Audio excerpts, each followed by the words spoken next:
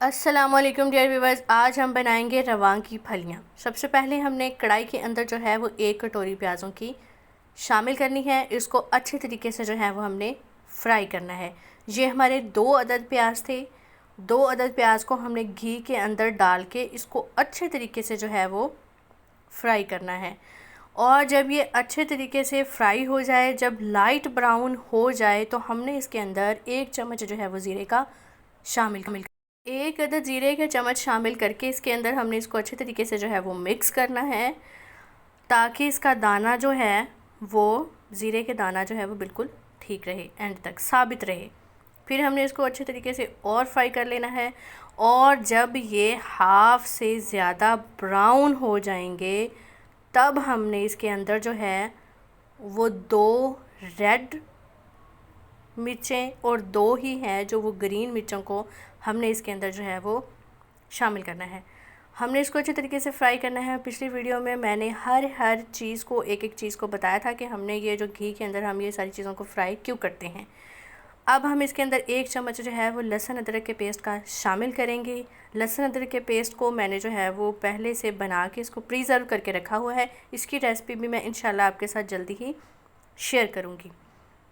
इसकी अच्छे तरीके से हमने जो है वो भुनाई करनी है। तीनों चीज़ों की हमने इसकी अच्छे तरीके से भुनाई करके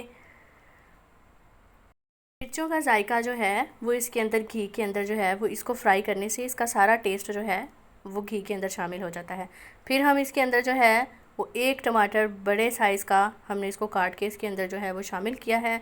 फिर हम इसको कुछ देर के लिए आधा मिनट के लिए हम जो है वो इसको फ्राई करेंगे। और जब ये अच्छे तरीके से हम जो फ्राई हो जाएगा, इससे जो है घी में डालने से एक तो है ये जल्दी गलता है। फिर हमने इसके अंदर क्या करना है, हमने अपनी रवां की फलियां जो हैं और आलू जो हैं, दोनों चीज़ों को हमने इसके अंदर जो है वो मिक्स करना है।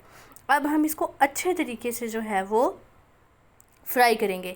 हमने इसके अंदर अपने कोई भी स्पाइसेस जो हैं वो ऐड नहीं किए, कोई मसाला, किसी तरह की कोई चीज़ अभी तक हमने इसके अंदर ऐड नहीं की। इसको हम थोड़े से डिफरेंट तरीके से जो है वो ज़रा बनाएंगे। अब हम घी में इसको जो है वो 2 से 3 मिनट के लिए इसको अच्छे तरीके से जो है वो हम फ्राई करेंगे।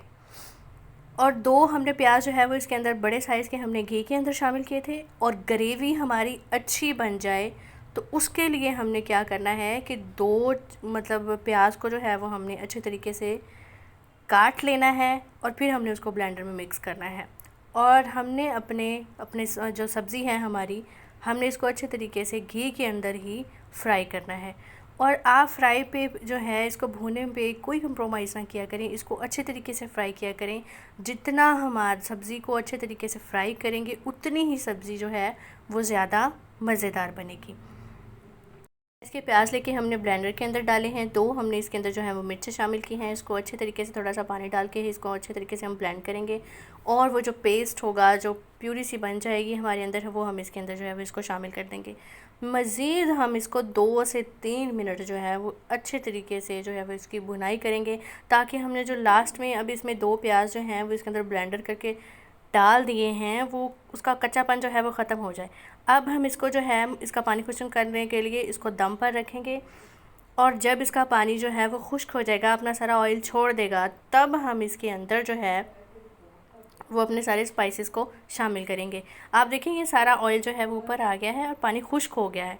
हमने सबसे पहले इसके अंदर हल्दी शामिल की है, 1 चम्मच जो है वो मिर्चों का शामिल करेंगे, 1 चम्मच रेड चिली पाउडर का शामिल करेंगे, और 1 चम्मच जो है वो हम इसके अंदर नमक का शामिल करेंगे, और 1 चम्मच हमने इसके अंदर जो है वो धनिए के पाउडर का शामिल किया है। अच्छे तरीके से हमने इसको जो है वो मज़ीद अब सारे मसालों की हमने भुनाई करनी है। जो ग्रेवी वाला सालन होता है उसकी हमने इसी तरीके से और अच्छे तरीके से हमने बार बार चीज़ों को डाल के इसको बार बार फ्राई करना है, बार बार इसकी जो है वो हमने भुनाई करनी है। और जब ये मतलब सारा पानी जो है वो इसके अंदर, हमने इसके अंदर कोई पानी नहीं डाला हुआ, ये प्याज़ों का पानी है जो हमने इसके अंदर डाला था। अब ये सारा पानी जो है वो अब इसके अंदर से खुश्क हो जाएगा, बिल्कुल सारा ड्राई हो जाएगा। देखें पानी सारा जो है वो ड्राई हो चुका है। फिर हम इसके अंदर जो है वो 1.5 कप पानी का डालेंगे और इसको 10 से 15 मिनट के लिए। मज़ीद जो है वो मीडियम टू लो आंच पर जो है वो हम इसको पकाएंगे। और जब ये अच्छे तरीके से पक जाएगा, इसके आलू जो हैं वो आप देख लीजिएगा कि गल गए हैं, और फिर हम जो है वो इसको दम पे रख देंगे मज़ीद 15 मिनट, 10 से 15 मिनट के लिए। अब हमारा सालन जो है वो बनकर तैयार है, तो हम इसको जो है वो डिश आउट करेंगे। अगर ये मेरी रेसिपी आपको पसंद आ गई तो प्लीज़ इसको शेयर करें, लाइक करें, सब्सक्राइब करें। दुआओं में याद रखिएगा। अल्लाह हाफ़िज़।